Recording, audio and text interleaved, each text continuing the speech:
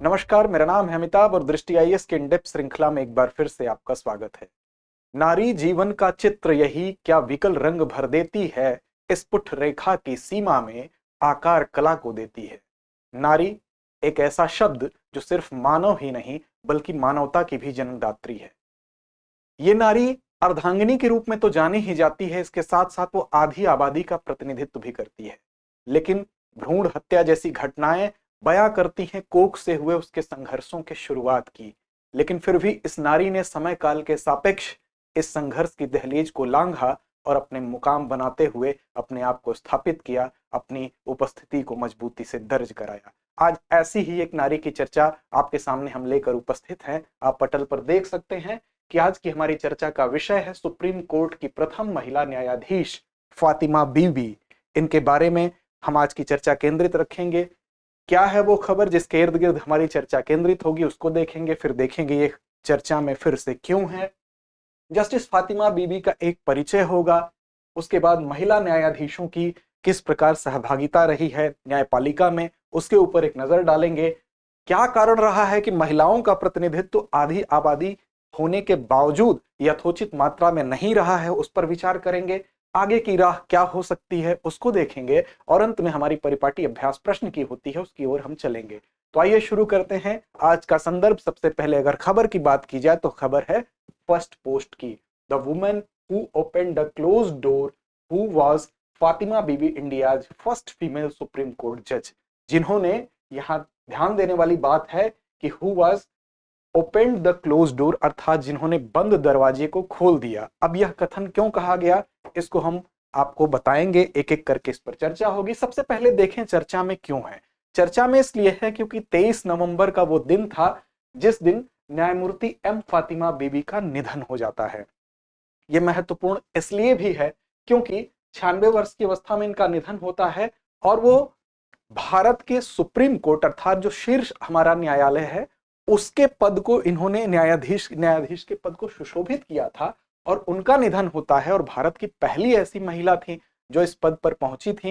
इस लिहाज से यह महत्वपूर्ण है, इसकी चर्चा हो रही है। और यह निधन कहां होता है तो केरल के कोल्लम नामक स्थान पर एक प्राइवेट हॉस्पिटल में एडमिट थी, वहां इनका निधन हो जाता है। बात अगर कोल्लम की होगी तो आप जानते हैं कि कोल्लम एक बंदरगाह नगर है और यह केरल में ही स्थित है, इसकी अवस्थिति है। और साथ ही यही इसी के पास एक अष्टमुडी झील है जिसको रामसर साइट में भी स्थान दिया गया है। साथ ही 14वीं शताब्दी में जब यहाँ पर इब्न बतूता आया था तो उसने 5 बड़े बंदरगाहों का जिक्र किया था, उसमें से एक कोल्लम भी था। यहीं पर इसी जगह पर उनका निधन हो गया है, इस वजह से इसकी चर्चा हो रही है।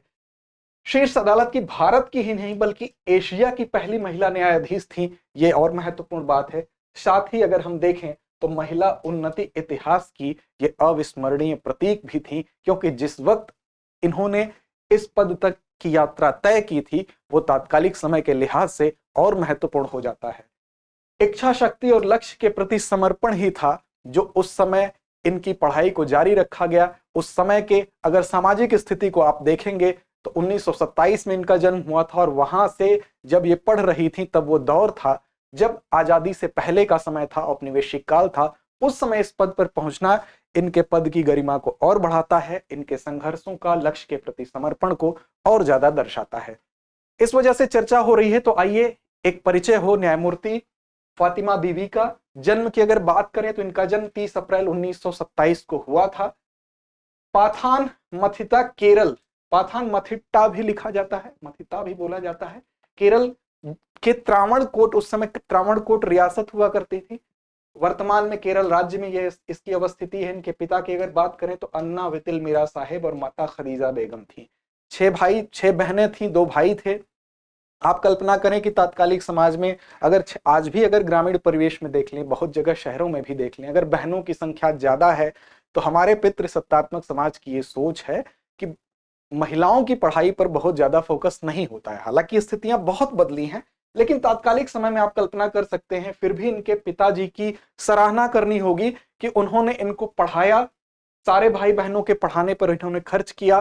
तात्कालिक समय में इन्होंने जब स्नातक की पढ़ाई अपनी कंप्लीट कर ली तो रसायन शास्त्र से इन्होंने बैचलर किया। रसायन शास्त्र में इनकी काफी दिलचस्पी थी, लेकिन बाद में विधि से इन्होंने परास्नातक किया, कानून की पढ़ाई की और 1950 में एज ए वकील इन्होंने अपने आप को रजिस्टर्ड कराया वकालत के लिए। इसके बाद इनका सफर यहां से शुरू होता है। फिर 1958 में इन्होंने अधीनस्थ न्यायिक सेवा में उस परीक्षा को पास करके मुंसिफ पद को सबसे पहले पाया। 1968 में 10 वर्ष बाद ये न्यायाधीश बनती हैं। फिर 1972 में मुख्य न्यायिक मजिस्ट्रेट बनती हैं। फिर 1974 में 2 वर्षों बाद जिला और सत्र न्यायाधीश बनती हैं। और ये आप देख रहे हैं ये क्रम बढ़ रहा है। 1980 में आयकर में अपीलीय न्यायाधिकरण में ये फिर से एज ए जज काम करने लगती हैं। न्यायाधिकरण आपको बता दें कि एक न्यायिक अर्ध न्यायिक निकाय होता है जो कि कानूनी दायरे में रह के कार्य करता है। साथ ही इसकी अगर बात करें तो प्रशासनिक और कर संबंधी विषयों के लिए इसको बनाया जाता है। 1983 में फिर से ये केरल हाई कोर्ट में, केरल उच्च न्यायालय में पहली मुस्लिम महिला जज के रूप में यहां पर बनती हैं। तो ये 1983 में जब केरल हाई कोर्ट की जज बनती है, केरल हाई कोर्ट की जब न्यायाधीश बनती हैं, तो यहां पर इनको गौरव हासिल होता है पहली मुस्लिम महिला के तौर पर इस पद पर पहुंचने का। यहां तक ही इनका सफर नहीं रुकता है। फिर ये 1989 में शीर्ष अदालत अर्थात सुप्रीम कोर्ट में जब न्यायाधीश बनती हैं तो एशिया ही नहीं बल्कि भारत ही नहीं बल्कि एशिया की पहली ऐसी महिला होने का गौरव हासिल करती हैं जो इस पद तक पहुंचती हैं। लेकिन ध्यान रखिएगा आप लोग, जब पहली महिला न्यायाधीश भारत की अगर पूछा जाएगा तो एक और महिला की तस्वीर आप देख रहे हैं यहां पर। इनका नाम है, आप ध्यान दें, एन्ना चांडी। ये भारत की पहली महिला न्यायाधीश तो हैं ही किसी भी कोर्ट में। साथ ही अगर बात करें तो हाई कोर्ट में भी भारत की ये पहली हैं। और विश्व के लिहाज से अगर देखा जाए तो दूसरी महिला है एन्ना चांडी, जो कि महिला न्यायाधीश के रूप में हाई कोर्ट में और भारत में किसी भी कोर्ट में पहली महिला न्यायाधीश बनी थी। इसके बाद यहां पर इनका एक साक्षात्कार हुआ था। बात हम कर रहे हैं फातिमा बीवी की। तो अपने साक्षात्कार में उन्होंने कहा था कि मैं एक बंद दरवाजा मैंने खोल दिया है। वास्तव में जब कोई भी सीढ़ी, कोई भी दहलीज कोई पहली बार लांघता है, उससे पहले एक आम प्रचलन था कि महिलाएं इस फील्ड में नहीं जा सकती हैं या इतने बड़े पद तक पहुंचना अकल्पनीय लगता था। लेकिन पहली बार यहां पहुंचकर उन्होंने इस दहलीज को लांघा या प्रमाणित किया, महिलाओं की उपस्थिति दर्ज कराई। तो इस कथन का यह महत्व हुआ कि बाद में धीरे धीरे हम देखेंगे आजादी के बाद भी आज अगर महिलाएं इस क्षेत्र की तरफ जा रही हैं तो वहां पहला कदम इन दो विभूतियों का था। इस वजह से इनका यह कथन सार्थक हम कह सकते हैं। 1992 में आप देखेंगे कि राष्ट्रीय मानवाधिकार आयोग की सदस्य भी रहती हैं। 1997 में तमिलनाडु की राज्यपाल बनती हैं। इनका यह सफर और आगे बढ़ता है, तमिलनाडु की राज्यपाल भी रहती हैं। और इस दौरान उन्होंने राज्यपाल रहते हुए काफी बेहतर तरीके से कार्य कर रही थी। लेकिन कुछ विवादों में इनका नाम आया, क्योंकि उस समय जयललिता जी थी जिनको इन्होंने आमंत्रित किया मुख्यमंत्री पद के लिए। तो कुछ डिस्प्यूट हुए। हालांकि उसमें इनका पक्ष ठीक था, क्योंकि अन्य जजों की भी वही राय थी, न्यायाधीशों की वही राय थी जो इनकी थी। लेकिन फिर भी उस विवाद में इनका नाम आया। इस कारण इन्होंने नैतिक दायित्व को समझते हुए खुद इस्तीफा दे दिया और वहां से अपने पैतृक गांव लौट जाती हैं और एकांत में अपना जीवन व्यतीत करती हैं।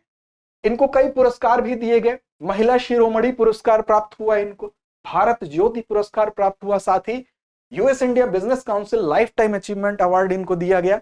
इस प्रकार आप देख रहे हैं कि एक वकील के रूप में रजिस्टर्ड होकर एक राज्यपाल तक का सफर, सुप्रीम कोर्ट के जज तक का सफर, सुप्रीम कोर्ट के न्यायाधीश तक का सफर इन्होंने तय किया और उस वक्त एक मिसाल पेश की। और इनके जीवन का पूरा इनका कार्यकाल, इनको अच्छा स्कॉलर माना जाता था, अच्छी जानकार थी कानून की, इस लिहाज से इनको हमेशा याद किया जाता है। बात करें अगर महिला न्यायाधीशों के भागीदारी की, तो महिला न्यायाधीशों की भागीदारी न्यायपालिका में कितनी है इसको लेकर हमेशा चिंता जाहिर की जाती रही है। कुछ पूर्व मुख्य न्यायाधीश के द्वारा भी इस विषय में चिंता जाहिर की गई। संयुक्त राष्ट्र महासभा ने भी इस पर चिंता व्यक्त की और संयुक्त राष्ट्र महासभा ने उसी के तहत 10 मार्च 2021 को एक संकल्प पारित किया और उस संकल्प के तहत ही महिला न्यायाधीश दिवस मनाने की घोषणा की है कि स्मृति के तौर पर ही दिवस मनाए जाते हैं, या कोई तिथि को किसी विशेष चीज के लिए टारगेट जब किया जाता है तो विशेष चीज की याद में उस तिथि को घोषित किया जाता है ताकि उस चीज को बढ़ावा दिया जा सके। तो न्यायिक सेवा में लैंगिक समानता कैसे बढ़ाया जाए, महिला सशक्तिकरण कैसे बेहतर ढंग से हो। आपको पता है कि सतत विकास के जो लक्ष्य हैं उसमें SDG 5 जो 5वां लक्ष्य है उसके अंतर्गत भी लैंगिक समानता और महिला सशक्तिकरण की बात की जाती है। उसको भी तभी प्राप्त किया जा सकता है जब लैंगिक समानता हो, महिला सशक्तिकरण हो, बालिकाओं का विकास हो। 2021 की अगर एक तस्वीर हम देखें, इन सारी चिंताओं के साथ साथ इस तस्वीर को अगर देखें तो स्थिति और स्पष्ट होगी। 25 उच्च न्यायालयों का, ये 2021 का एक डाटा है, थोड़ा सा पुराना है, लेकिन इस तस्वीर को बयां करने के लिए एक उदाहरण पर्याप्त होगा। आप समझ सकते हैं कि 25 उच्च न्यायालय के उस समय जो जजों की संख्या थी लगभग 650, उसमें से केवल 76 महिला जज हमको दिखाई देती हैं। अगर प्रतिशत की बात करें तो 11.7% ही थी, जबकि तकरीबन आधी आबादी महिलाओं की है। उस लिहाज से यह भागीदारी काफी कम प्रतीत होती है। सर्वोच्च न्यायालय की अगर बात करें तो 33 में, 2021 की बात हो रही है, 33 जजेस में से केवल हमको 4 जज महिलाएं दिखाई दे रही हैं। आज की अगर बात कर लें, 23 में बात कर लें तो 34 में 3 ही महिला जज। उस समय अगर वकीलों के रजिस्टर्ड के हिसाब से देखें कि कितने वकील रजिस्टर्ड हैं, 21 में 1.7 मिलियन, तकरीबन 17 लाख वकील के रूप में टोटल लोग रजिस्टर्ड थे, जिसमें महिलाओं की भागीदारी की अगर बात करें तो केवल 15% महिलाएं थीं, जो कि प्रतिशत काफी कम है। इस लिहाज से महिलाओं की जो भागीदारी है वो इस दिशा में थोड़ी सी हमें पिछड़ती नजर आ रही है। उसका क्या कारण है, उस पर एक बार विचार कर ले। कारण की अगर बात करेंगे तो हमारी सामाजिक संरचना में ही कहीं ना कहीं दोष है। क्या दोष है? हमारी सोच में दोष है, क्योंकि हमारी सोच पितृसत्तावादी है। ये सोच इसलिए भी प्रमाणित होती है कि जहां पर परीक्षा प्रणाली के माध्यम से इनका प्रवेश होना है वहां तक तो ठीक है, लेकिन जहां बात आती है उनको आगे बढ़ाने की तो हमारी पितृसत्तावादी सोच उस पर हावी दिखाई देती है। ये हम नहीं कह रहे हैं, हमारा व्यक्तिगत ये व्यू नहीं है, ये बात प्रमाणित होती है आंकड़ों के आधार पर। कॉलेजियम प्रणाली की अगर बात करें तो उसकी अपारदर्शिता भी इसके लिए जिम्मेदार है, क्योंकि जितनी महिलाएं इसमें नॉमिनेट होती हैं उसका बहुत कम प्रतिशत पहुंच पाता है आगे तक। साथ ही पारिवारिक जिम्मेदारियों के लिए हम पूरी तरह से महिलाओं के ऊपर निर्भर हो जाते हैं। ऐसा माना जाता है कि कानूनी रूप से महिलाओं को यह जिम्मेदारी मिल गई है कि घर की गृहस्थी को संभालना उन्हीं का कार्य है। इस मानसिकता को बदलना आवश्यक है। इसकी वजह से भी महिलाओं की भागीदारी कहीं ना कहीं हर क्षेत्र में हम कह सकते हैं कि कम होती है। हालांकि गुणात्मक परिवर्तन आ रहे हैं, जगह जगह पर उस परिवर्तन का परिणाम भी देखने को मिल रहा है। न्यायिक अवसंरचना में कहीं ना कहीं दोष है, इसमें भी सुधार करने की आवश्यकता है, क्योंकि ऐसे फील्ड में महिलाओं का काम करना असुरक्षित माना जाता है। ये माना जाता है कि भीड़ भाड़ की जगह पर ये नहीं जा पाएंगी, यहाँ पर फिट नहीं बैठेंगी। तो इस अवसंरचना में, इस सोच में सुधार करने की आवश्यकता है। साथ ही महिला आरक्षण एक विशेष प्रावधान है। अगर महिला, जहां पर प्रवेश परीक्षा से प्रवेश हो रहा है, निचली अदालतों की अगर बात करें तो कुछ जगह पर कुछ राज्यों ने आरक्षण दे रखा है, जैसे असम, आंध्र, राजस्थान, तेलंगाना, उड़ीसा कुछ राज्य हैं जिन्होंने आरक्षण दे रखा है। तो वहां उसके सुखद परिणाम भी देखने को मिले हैं। वहां निचली अदालतों में जहां पर प्रवेश परीक्षा के माध्यम से प्रवेश होना है, इस आरक्षण की वजह से उनकी भागीदारी 40 से 50% तक देखने को मिलती है। लेकिन उच्च और सर्वोच्च न्यायालयों में ऐसा नहीं है। वहां पर इस प्रोविजन के न होने की वजह से उनका प्रतिशत काफी कम दिखाई देता है। अब ये कारण है, तो उसमें आगे की राह क्या हो सकती है, वो कौन से ऐसे प्रयास हो सकते हैं, उस पर भी विचार कर लें। तो समावेशिता पर जोर देना पड़ेगा, क्योंकि जब तक समावेशी नहीं होगा, हम इनको साथ लेकर नहीं चलेंगे, इनकी भागीदारी को अपने साथ हम सम्मिलित नहीं करेंगे, तब तक इसमें हमको सफलता नहीं मिलेगी। संस्थागत, सामाजिक और व्यवहारिक परिवर्तन अगर हमको देखना है तो समावेशिता पर जोर देना पड़ेगा, महिलाओं की भागीदारी को बढ़ाना पड़ेगा। पदोन्नति में जो पितृसत्तावाद है उसको दरकिनार करते हुए महिलाओं को ज्यादा से ज्यादा अवसर उपलब्ध कराने पड़ेंगे। जो उच्च अदालतें हैं वहां पर इनको नॉमिनेशन जो होता है उसमें हमको बढ़ावा देना पड़ेगा। साथ ही क्षैतिज आरक्षण की जो बात है वो निचली अदालतों के साथ साथ उच्च अदालतों में भी अगर क्षैतिज आरक्षण की व्यवस्था होगी तो कहीं ना कहीं हम सतत विकास का जो लक्ष्य 5 है उसको प्राप्त कर लेंगे और महिलाओं की भागीदारी को हम बढ़ा सकेंगे। साथ ही जो पीठ होती है उसमें विविधता जब तक नहीं होगी, विविधता होगी तभी हम वैधानिक व्याख्याओं में वैकल्पिक और समावेशी दृष्टिकोण ला पाएंगे। जब तक पीठ में विविधता नहीं होगी तब तक हमारी ये जो हमारे लक्ष्य हैं वो पूरे नहीं हो पाएंगे। इसलिए ये कुछ आगे की राह थी। और अंत में एक नजर हम डालें सर्वोच्च न्यायालय में महिला न्यायाधीशों के ऊपर, तो फातिमा बीबी पहली थी, उसके बाद सुजाता मनोहर, रूमा पाल, ज्ञान सुधा मिश्रा, रंजना देसाई, आर भानुमति, अलग अलग समयों पर ये लोग रही। इंदु मल्होत्रा, इंदिरा बनर्जी, और वर्तमान में बात करें तो हेमा कोहली, बीवी नागरत्न और बेला त्रिवेदी, ये 3 महिला न्यायाधीश हैं जो कि सर्वोच्च न्यायालय में पद को सुशोभित कर रही हैं, न्यायाधीश के पद को सुशोभित कर रही हैं। और अंत में हमारी परिपाटी अभ्यास प्रश्न की होती है, तो चलते हैं अभ्यास प्रश्न की तरफ। आज का अभ्यास प्रश्न है, निम्न में से कौन वर्तमान में सुप्रीम कोर्ट की महिला न्यायाधीश नहीं है? ऑप्शन ए है बेला त्रिवेदी, बी नागरत्न, हिमा कोहली, आर भानुमति। उत्तर आपको कमेंट बॉक्स में देना है। पढ़ते रहें, अपने लक्ष्य की ओर बढ़ते रहें। शुभकामनाएं, धन्यवाद।